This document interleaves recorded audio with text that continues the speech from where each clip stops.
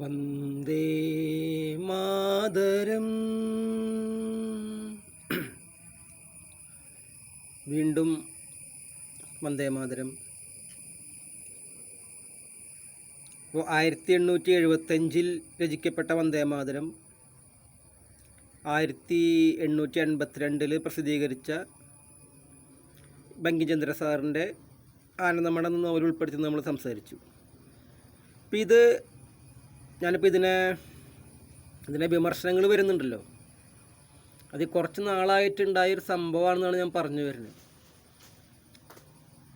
കുറച്ച് പേർ, അതായത് ഒരു വലിയൊരു ഭൗതിക അക്കാദമിക് തലങ്ങൾ, it's A very dangerous mixed economy. I think so. Very dangerous mixed economy. അത് നമ്മുടെ സ്വാതന്ത്ര്യദിനത്തെ, നമ്മുടെ രാഷ്ട്രത്തെ 16 എന്താ പറയുക, ഉണ്ടായില്ലെങ്കിൽ നിങ്ങൾക്കൊരിക്കലും ഭാരതം എന്ന ഒറ്റ രാജ്യത്തെക്കുറിച്ച് സങ്കല്പിക്കാൻ കഴിയില്ല എന്നിരുന്ന ബ്രിട്ടീഷ് ബുദ്ധി പേറുന്ന ആൾക്കാരാണോ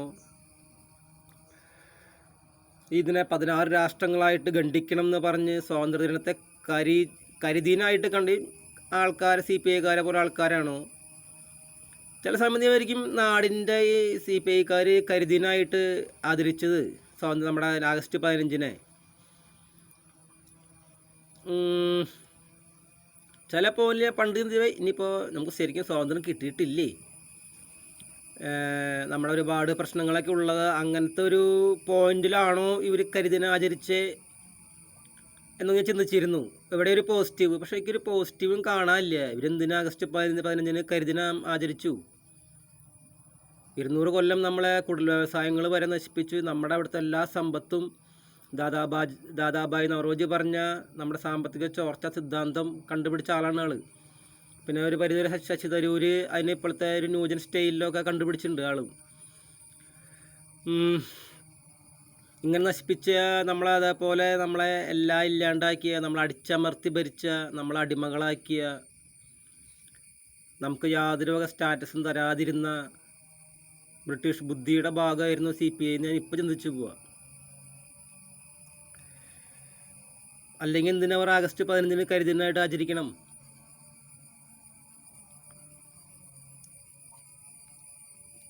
അപ്പോൾ ഈ വന്ദേമാതരത്തിൻ്റെ മഹത്വം പറഞ്ഞു വന്നത് ഇതൊക്കെ കയറി വന്നെന്ന് മാത്രമേ ഉള്ളൂ. ഈ വന്ദേമാതരം 1896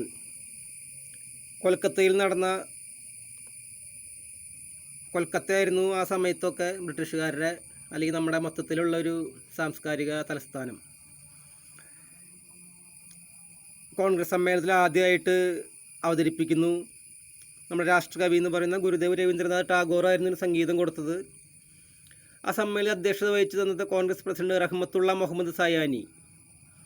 അന്ന് അവിടെ ഒരുപാട് ആൾക്കാരുണ്ടായിരുന്നു, മുസ്ലിം മതവിശ്വാസികളുണ്ടായിരുന്നു, ഒരുപാട് ആൾക്കാരുണ്ടായിരുന്നു. 1896 കേട്ടോ. അവിടെ നിന്ന് യാതൊരു പ്രശ്നവുമില്ല. ഇതിന് ശേഷം 1930-40 എന്ന് പറഞ്ഞ കാലയളവ് 1935-37 തൊട്ടാണ് ആ ജിന്ന ആൻഡ് ഗാന്ധിജി, നമ്മുടെ പരിഷ്കാരി നെഹ്റു, മോത്തിലാൽ നെഹ്റുവിൻ്റെ പരിഷ്കാരം എന്ന് പറയുന്നത് ജെൻറ്റിൽമാൻ. എന്താണ് ജെൻറ്റിൽമാൻ? അന്നത്തെ കാലത്തൊരു മാക്സിമം ഇവരൊക്കെ ഒരു അത്യാവശ്യം ഒരു മിഡിൽ ക്ലാസ്, അംബേദ്കർ അടക്കമുള്ള ഒരു മിഡിൽ ക്ലാസ് ഫാമിലിയിൽ നിന്നും ഒരു ജെൻറ്റിൽമാൻ എന്ന് പറഞ്ഞു കഴിഞ്ഞാൽ ബ്രിട്ടനിൽ പോവുക. ബ്രിട്ടീഷുകാരാണല്ലോ നമ്മൾ കാണുന്നത്. എല്ലാ സ്ഥലങ്ങളിലും ബ്രിട്ടീഷുകാരാണ്. നിങ്ങളെവിടെയെങ്കിലും എന്തെങ്കിലുമൊക്കെ ആവാൻ കൊതിക്കുന്നുണ്ടെങ്കിൽ എല്ലാ സർക്കാർ മേഖലകളിലും ബ്രിട്ടീഷുകാരാണ്. നമ്മളെ ഭരിക്കുന്നത് ബ്രിട്ടീഷുകാരാണ്, രാജാകൊട്ടാരങ്ങളിലും ബ്രിട്ടീഷുകാരാണ്, എല്ലായിടത്തും ബ്രിട്ടീഷുകാരാണ്. അവരൊരു വളരെ മറ്റുള്ള നമ്മളെ അടിമകളായിട്ട് കാണുന്ന അവരാണ് ജെൻറ്റിൽമാൻ എന്ന് വിചാരിച്ചിട്ട് കേംബ്രിഡ്ജിലൊക്കെ പോയി പഠിക്കുക. അങ്ങനെ ജെൻറ്റിൽമാനായ ആൾക്കാരാണ് മോത്തിലാൽ നെഹ്റുവിൻ്റെ മക്കളായ ജവഹർലാൽ നെഹ്റുവിൻ്റെ ഒക്കെ. അതിന് നമ്മളൊരു ജെൻറ്റിൽമാൻ സംസ്കാരം. ഇംഗ്ലീഷ് ഭയങ്കര ജെൻറ്റിൽമാന്മാരാണല്ലോ ഇംഗ്ലീഷുകാർ. എൻ്റെ അപ്പൂ ഭയങ്കര ജെൻറ്റിൽമാൻ. അപ്പോൾ നമ്മുടെ രാഷ്ട്രം ഭാരതം ഈ ചാതുർവർണ്ണത്തിൽ തൊട്ടും അടിമകളായിരുന്നില്ല. നമ്മൾ ശ്രേഷ്ഠരായിരുന്നു. നമ്മുടെ ഏത് ജാതിയിലായാലും കുടിൽ വ്യവസായമൊക്കെ ആയിട്ട് അന്തസ്സായിട്ട് ജീവിച്ചിരുന്ന ആൾക്കാരാണ്. ഹരിജനങ്ങളും അങ്ങനെ തന്നെയായിരുന്നു. അപ്പോൾ ജെന്റിൽമാൻ സംസ്കാരം അത് ഇതിൽ കയറി വന്നതാണ്. അപ്പോൾ അതുവരെ നേരത്തെ പറഞ്ഞ പോലെ ഈ 1937 തൊട്ടുള്ള കാലഘട്ടത്തിലാണ് വന്ദേമാതരത്തിനെതിരെ വിമർശനങ്ങൾ ഉയർന്നത്. എന്ന് വെച്ച് കഴിഞ്ഞാൽ ഇത് ഭാരതം മുഴുവൻ അലയടിച്ച ഒരു ദേശഭക്തി ഗാനമാണ്. അന്നൊന്നും മനസ്സിലായിടത്തോളം ജനഗണമന രചിച്ചിട്ടില്ല. ജനഗണമനയിലൊന്നുമില്ല, ജസ്റ്റ് ഒരു 5-6 വരികളുള്ളൂ. പക്ഷെ അതല്ല വന്ദേമാതരം. അപ്പോൾ ഈ വന്ദേമാതരത്തെ ശരിക്കും പറഞ്ഞാൽ ഇന്ത്യയിൽ മുഴുവനുള്ള വിഘടനവാദികൾ പേടിച്ചു. അത്രയും മഹത്വമേറിയ ഗാനമാണ് വന്ദേമാതരം. ഇനി നേരത്തെ ഞാൻ പറഞ്ഞു 300 കൊല്ലത്തെ തലമുറകളിലെ ചിന്ത. നിങ്ങൾ ജസ്റ്റ് ചിന്തിക്കട്ടെ, ഭാരതം വേഴ്സസ് അല്ല Hindutva versus Christianity, Hindutva versus Islamity, Hindutva versus Buddhist, Hindutva versus കൺസഗുൺസ, ഹിന്ദുത്വ വേഴ്സസ് തന്നെ ഹിന്ദുത്വ വേഴ്സസ് അത് ഇത്. നിങ്ങൾ ചിന്തിച്ചു നോക്കൂട്ടാ. ഇപ്പോൾ ഈ പാകിസ്ഥാൻ രൂപീകരിച്ചല്ലോ. ഇപ്പോൾ നിങ്ങളിപ്പോൾ ഇരിക്കുന്ന കേരളത്തിലെ കുഗ്രാമത്തിൽ അച്ഛനമ്മ ഉണ്ടെങ്കിൽ നിങ്ങൾക്കൊരു അച്ചാച്ചനും അമ്മമ്മയുണ്ട്, മുത്തശ്ശനും മുത്തശ്ശിയുണ്ട്. ഈ അച്ഛനും അമ്മയ്ക്ക് ഓർമ്മയുണ്ടെങ്കിൽ, അല്ലെങ്കിൽ നിങ്ങളുടെ ജീവിച്ചിരിക്കുന്ന കാലത്ത് മുത്തശ്ശനും മുത്തശ്ശി ഉണ്ടെങ്കിൽ അവർക്ക് ഒരു തലമുറ കൂടിയും അറിയാൻ പറ്റുമായിരിക്കും. അവരാൽ പറഞ്ഞുതരാൻ പറ്റുമായിരുന്നു.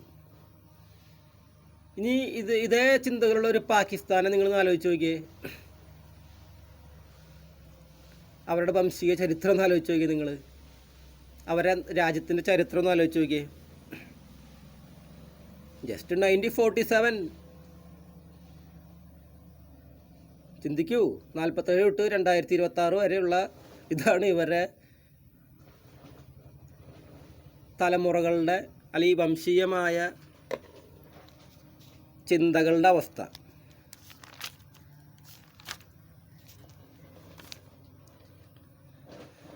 നിങ്ങൾക്കിത് കിട്ടിയെന്ന് വിചാരിക്കുന്നു ആ പോയിൻ്റ്. ഇനി ആ പോയിൻ്റ് ഞാൻ ഒന്നും കൂടി കൂട്ടിച്ചേർത്ത് പറയാം. കുറച്ച് നാൾ കഴിഞ്ഞിട്ട് പറയാം, അല്ല കുറച്ച് കഴിഞ്ഞിട്ട് പറയാം. എന്നാലും നിങ്ങൾക്കത് മനസ്സിലായില്ലേ? നമുക്ക് ഈ 300 കൊല്ലത്തെ ചിന്തകളുണ്ട് ഈ 2026. 300 കൊല്ലമാണോ നമ്മുടെ ഭാരത സംസ്കാരം? എത്രയോ യുഗങ്ങൾക്ക് ബാക്കിലാണെന്ന് ചിന്തിക്കൂ. ഈ പാകിസ്ഥാൻ്റെ അവസ്ഥ ചിന്തിക്കൂ.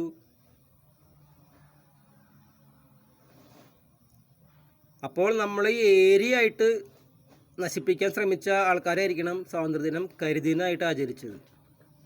16 രാഷ്ട്രമാക്കിയിട്ട് ഇന്ത്യനെ വിഭജിക്കണമെന്ന് വിചാരിപ്പിച്ചത് അല്ലേ?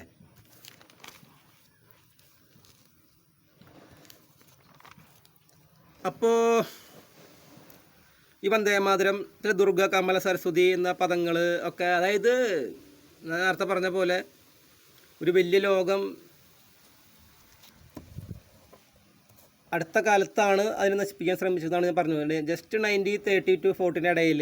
പിന്നെ അതായത് ഇപ്പോൾ ഈ കഴിഞ്ഞൊരു 10-15 കൊല്ലം 1996 തൊട്ട് ഇൻ്റർനെറ്റ് ബ്ലോഗിങ് തുടങ്ങിയ പിന്നെയാണ്, അല്ലെങ്കിൽ 2000 തൊട്ടുള്ള ഒരു 10-26 കൊല്ലത്തെ, ഒരു 10 കൊല്ലത്തെ 15 കൊല്ലത്തെ കൂട്ടിക്കോ, വിവരമില്ലായ്മയുടെ അവസ്ഥയായിരുന്നു നമ്മളെ നശിപ്പിച്ചുകൊണ്ടിരുന്ന, നമ്മളിൽ തന്നെ നമ്മുടെ കൂടെ നടക്കുന്ന കുറേ ആൾക്കാർ നശിപ്പിച്ചുകൊണ്ടിരുന്ന നമ്മുടെ ഹിന്ദുത്വ, ഭാരതത്തിൻ്റെ സംസ്കൃതി, ഭാരതാംബ എന്ന സങ്കല്പത്തിൻ്റെയൊക്കെ മഹത്വം.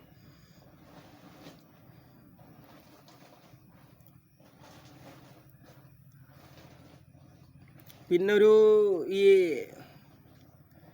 നമ്മളെ ഭരിച്ചുകൊണ്ടിരിക്കുന്ന ഒരു വലിയ ലോകത്തിനിടയിൽ നമുക്ക് ഒരിക്കലും ചിന്തിക്കാൻ പറ്റാത്ത ഒരു സാംസ്കാരിക ഏജൻറ്റുമാരുണ്ട്, സാംസ്കാരിക ഏജൻസി. –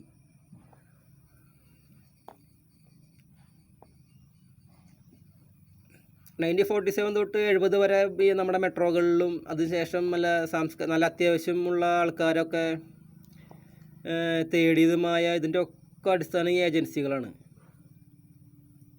ഗവൺമെൻറ്റിൻ്റെ കൂടെ നിന്ന്, അതായത് ഇപ്പോഴും നമുക്ക് IAS-ഉം IPS-കാരും ഉണ്ടായിട്ട് പോലും അവരുടെ ഇത് തന്നെ ഗവൺമെൻറ് നയരൂപീകരണമായിട്ട് പോലും നമ്മൾ തിരഞ്ഞെടുത്ത MLA അല്ലെങ്കിൽ ഇവരുടെ കൂടെ പേഴ്സണൽ സ്റ്റാഫുകളുടെ കാര്യം എങ്ങനെ വരുന്നത്, ഏത് നിയമത്തിൽ പറഞ്ഞേക്കണു? പേഴ്സണൽ സ്റ്റാഫുകളുടെ നമ്മൾ ജയിപ്പിക്കാത്ത ആൾക്കാരെങ്ങനെ പേഴ്സണൽ സ്റ്റാഫിൽ വരുന്നു? അത് ഇന്ത്യയിൽ എവിടെയെങ്കിലും നിയമമുണ്ടോ? നമ്മുടെ ഭരണഘടന പേഴ്സണൽ സ്റ്റാഫുകളെ വയ്ക്കാൻ അനുവദിക്കുന്നുണ്ടോ? ആരെങ്കിലും ഒന്ന് പറഞ്ഞാലേ അറിയുള്ളൂ. അപ്പോൾ ഈ പേഴ്സണൽ സ്റ്റാഫുകൾക്ക് പകരമായിരുന്നു ഒരു പരിധിവരെയൊക്കെ ഈ IAS IPS ആൾക്കാർ. അത് മാറി വരുന്ന സർക്കാരിൻ്റെ ഒപ്പം നിൽക്കുന്ന ഒരവസ്ഥയായിരുന്നു തോന്നുന്നു നമ്മുടെ രാജ്യത്ത് മുഴുവൻ പല സംസ്ഥാനങ്ങളിലും. എനിക്കിപ്പോൾ പേഴ്സണൽ സ്റ്റാഫുകളോട് വ്യക്തിപരമായിട്ടൊന്നുമില്ല, ഞാൻ ഒരു അവസ്ഥ പറഞ്ഞു മാത്രമേ ഉള്ളൂ. അത് നിയമം ഭരണഘടന ഉണ്ടെങ്കിൽ, അത് ഏതെങ്കിലും നിയമത്തിലുണ്ടെങ്കിലും ഒക്കെ, ഇല്ലാത്ത നിയമം ഉണ്ടാക്കിയിട്ട് എന്താ കാര്യം? പിന്നെ എൻ്റെ ചിന്തയിൽ പോകുന്ന വേറൊരു വിഷയമാണ് നമ്മുടെ ഇത് വന്ദേമാതരത്തെ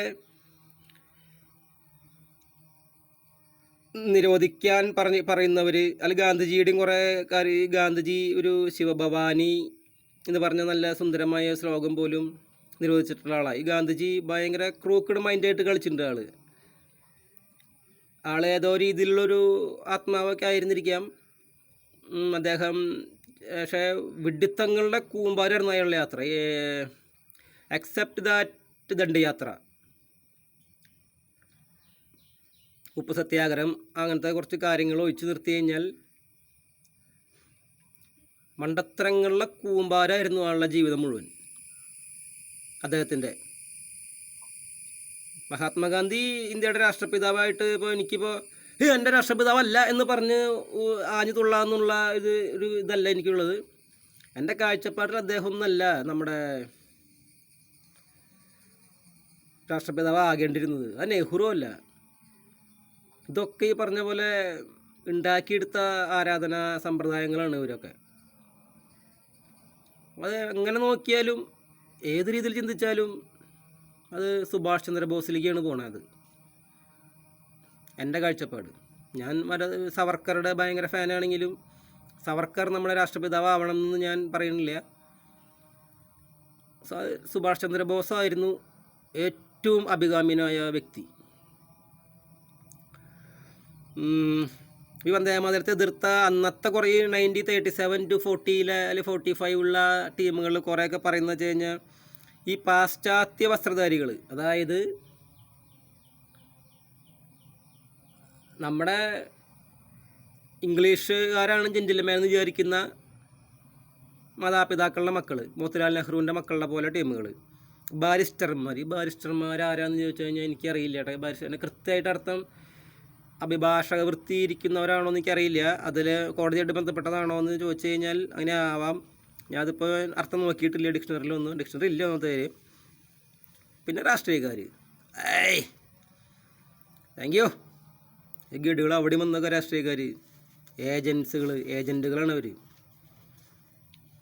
അതിനിടയ്ക്ക് തന്നെ ഓരോ സമയത്ത് വന്ന് ഇവരൊക്കെ എന്തോ ഒരു ലോകത്തുനിന്ന് എവിടെയോ ഈ ബിസിനസ് ഗ്രൂപ്പുകൾ ഓരോന്നിനെ എതിർക്കുമ്പോൾ അതിൻ്റെ ഒപ്പം തന്നെ തുള്ളിക്കളിച്ച് നമ്മുടെ സംസ്കാരത്തെ എതിർക്കാൻ ശ്രമിച്ചിട്ടുള്ള ആൾക്കാരാണ്, പ്രീണന രാഷ്ട്രീയത്തിൻ്റെ ആൾക്കാരാണ് ഈ രാഷ്ട്രീയക്കാർ. രാഷ്ട്രീയക്കാരെ കുറ്റം പറയാൻ പറ്റില്ല. കംപ്ലീറ്റ് കൊട്ടേഷൻ ഗുണ്ടകൾ, ബോംബ്, വടിവാൾ ഒക്കെ അവരുടെ കൂടെയാണ്. ഈ ബാരിസ്റ്റർമാരെന്ന് പറയുമ്പോൾ നമ്മളിപ്പോൾ ഈ കൊളീജിയം സിസ്റ്റത്തിലേക്ക് ഒന്ന് എൻ്റെ ചിന്തകൾ പോവാണ് പെട്ടെന്ന്. അതായത് ഇപ്പോൾ കോടതിയിൽ കൊളീജിയം സിസ്റ്റം പ്രകാരം ജഡ്ജിമാരെ നിയമിക്കുന്നല്ലോ. ഇത് ജന്മം കൊണ്ട് കർമ്മം കൊണ്ടെന്ന് പറഞ്ഞ പോലെ ഇവരൊക്കെ ഏതെങ്കിലും ലോ കോളേജിൽ ഫസ്റ്റ് റാങ്ക് വാങ്ങിയിട്ട് മറ്റുള്ളവരെ അപേക്ഷിച്ച് മിടുക്കരായിട്ടാണോ അതോ ജന്മം കൊണ്ട് കൊളീജിയം സിസ്റ്റത്തിലേക്ക് പറഞ്ഞ ജഡ്ജിമാരാണോ എന്നുള്ളൊരു അന്വേഷണം നടത്തണ്ടേ? അങ്ങനെയല്ല അതിൻ്റെ ഒരു താത്വിക തലം കിടക്കണേ. അല്ലേ? അതിൻ്റെ എല്ലായിടത്തും റിക്രൂട്ട്മെൻറ്റ് ഇപ്പോൾ ലോ കോളേജ് ആണെങ്കിൽ ആ ലോ കോളേജിലെ ക്വാളിറ്റി ആയിരിക്കണ്ടേ ജഡ്ജിയുടെയും. അല്ലാണ്ട് പരമ്പരയുടെ ക്വാളിറ്റിയാണോ ഉണ്ടാവേണ്ടത്? അങ്ങനെയാണ് എനിക്ക് ഉറപ്പിച്ച് പറയാൻ പറ്റില്ല. കാരണം ഞാൻ നിരീക്ഷണം പങ്കുവെച്ചെന്നുള്ളൂ. അങ്ങനെയാണോ? ഈ TG സാറൊക്കെ ഈ കോടതികളൊക്കെ ഒരുപാട് നല്ല രീതിയിൽ തന്നെ സുപ്രീം കോടതിയുടെ പല നയങ്ങളെയും വിമർശിച്ചിട്ടുള്ള ഒരാളായിരുന്നു. ആളെ ഇപ്പോൾ കാണാറില്ല. ആളുടെ പ്രോഗ്രാമുകൾ ഇപ്പം ഇല്ലയെന്ന് തോന്നുന്നു. എന്തോ ഒരു ആളുടെ പ്രോഗ്രാം ഉണ്ടായിരുന്നു. TG സാറ് പിന്നെ ഇപ്പോൾ ഒരു എനിക്ക് അറസ്റ്റ് ചെയ്യപ്പെട്ടു, ഇപ്പോൾ പുറത്തിറങ്ങി എനിക്ക് അറിയാം, ഓർമ്മയില്ല, ശ്രദ്ധിച്ചില്ല. TG സാറിനെ എപ്പോഴും ഓർത്തെ. ഈ കൊളീജിയം സിസ്റ്റത്തെക്കുറിച്ചൊക്കെ അദ്ദേഹം ഒരുപാട് പറഞ്ഞിരുന്നു. അപ്പോൾ വീണ്ടും നമ്മൾ വന്ദേമാതരത്തിലേക്ക് കടക്കുകയാണ്. വന്ദേമാതരം എന്താണ് വന്ദേ മാതരം?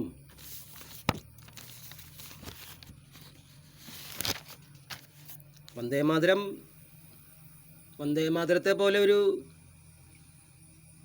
മുനിമാരോ ഋഷിമാരോ അല്ലാത്തവർ ഉണ്ടാക്കിയിട്ടുള്ള കവിതാശകലങ്ങളിൽ ഇതേപോലെ ദേശഭക്തി തുളുമ്പി ഒരു ആ ദേശത്തെ എന്താ പറയുക, അതേപോലെ സ്വാതന്ത്ര്യത്തിന് വേണ്ടി ദാഹിപ്പിച്ച വേറെ വരികളില്ല എന്നാണ്. എവിടെ നോക്കിയാലും അതിൻ്റെ ഉള്ളിൽ കൂടെ പോകുമ്പോൾ നമുക്ക് അറിയാൻ പറ്റുക. അത്രയും ശ്രേഷ്ഠമാണ് വന്ദേ മാതരം. വന്ദേ മാതരം. ഈ വന്ദേ മാതരത്തിന് മൂർധന്യഭാവം കൂടിയുണ്ട്. ഈ വന്ദേ മാതരം സിനിമയിൽ ഞാൻ അങ്ങനെ കേട്ടിട്ടുള്ളത് ദി കിങ്ങിൽ പപ്പു. പക്ഷെ ആ സിനിമയുടെ ഒരു മൊത്തം ടോട്ടാലിറ്റിയിൽ പപ്പു ആവശ്യമാണോ എന്ന് ചോദിച്ചു കഴിഞ്ഞാൽ എനിക്ക് കൃത്യമായിട്ട്, പക്ഷേ അദ്ദേഹം ഒരു സ്വാതന്ത്ര്യ സമര സേനാനിയായിട്ട് വന്ന് വന്ദേ മാതരം ഭയങ്കരമായിട്ട് ഉച്ചത്തിൽ മുഴക്കുന്നുണ്ട്. പിന്നെ കാലാപാനിയിലുണ്ടോ എന്ന് ചോദിച്ചു കഴിഞ്ഞാൽ എനിക്ക് ഓർമ്മ കിട്ടണില്ല. വന്ദേ മാതരം വന്ദേ മാതരം വന്ദേ മാതരത്തെക്കുറിച്ച് അതിൻ്റെ ഇത്രയും ഡീപ്പായിട്ട് കുറച്ച് കാര്യങ്ങൾ അടുത്ത സെഷനിൽ പറയുന്നതായിരിക്കും. ഇത് 17 മിനിറ്റ് ആകാൻ പോകണം. എന്തൊരു വേഗം സമയം പോകുന്നു. പിന്നെ പേഴ്സണലായിട്ട് കുറച്ച് കാര്യങ്ങളാണ്, അതും പറയാം. നന്ദി, നമസ്കാരം. വന്ദേ മാതരം.